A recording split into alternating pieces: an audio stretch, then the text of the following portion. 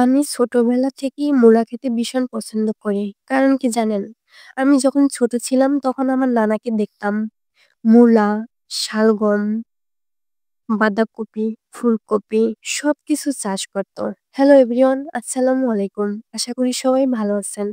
আপনাদের সাথে আজকে শেয়ার করব রুই মাছ দিয়ে ফুলকপি, শালগম, মূলা, কাঁচা টমেটো দিয়ে একটা রেসিপি।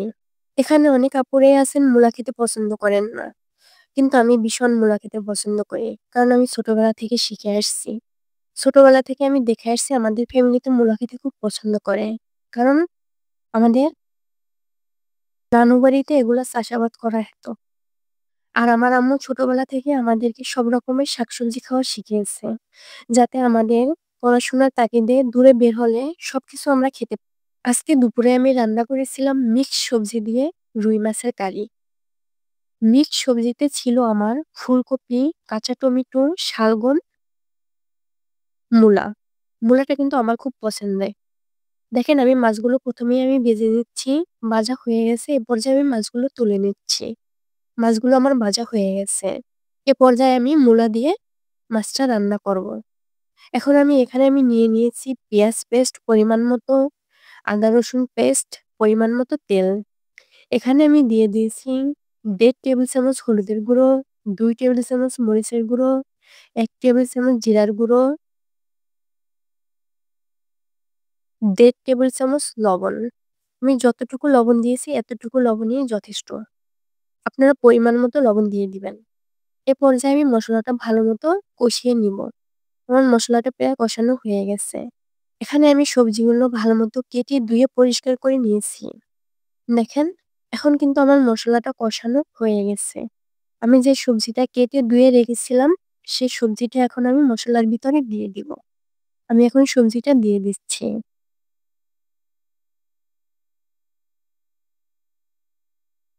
পাঁচমিশালি সবজি মাছ দিয়ে রান্না করে খেতে আমার খুব ভালো লাগে। শীতকালে তো আরো বেশি ভালো লাগে। মূলা খেতে অনেক আপুরাও পছন্দ করেন না। বলেন মূলা থেকে গন্ধ আসে। তবে আমি যেভাবে রান্না করি এভাবে রান্না করলে মূলা থেকে আপুরা একদমই গন্ধ আসে না। আমার রুমমেটরা আছে তারা কখনো মূলা কখনো খেতই না।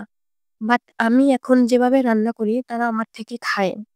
কখনো মূলার গন্ধই পায় না। এখন আমি ভালো মতো সবজিটা কষিয়ে নিব।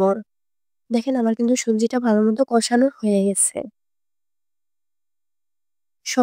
সবসময় আমি ভালো মতো সবজিটা ভালো মতো কষিয়ে নিয়ে থাকি।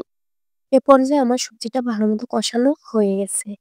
এখন আমি এখানে পরিমাণ মতো পানি এড করে দিব রান্না করার জন্য। আমার পরিমাণ মতো পানি এড করা হয়ে গেছে।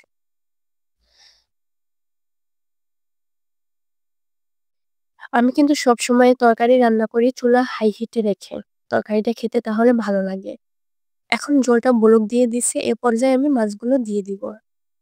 মাছগুলো দিয়ে আমি ভালো মতো নেড়ে-চেড়ে দিব।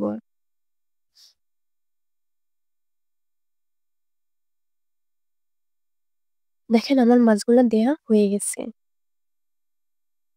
এখন তরকারিটা ৩ থেকে ৪ মিনিট জ্বালিয়ে নিব সবজিটা সিদ্ধ হওয়ার জন্য। এ পর্যায়ে দেখেন আমার কিন্তু সবজিটা হয়ে গেছে। এখন আমি উপর থেকে কিছুটা ধনেপাতা ছিটিয়ে দিচ্ছি।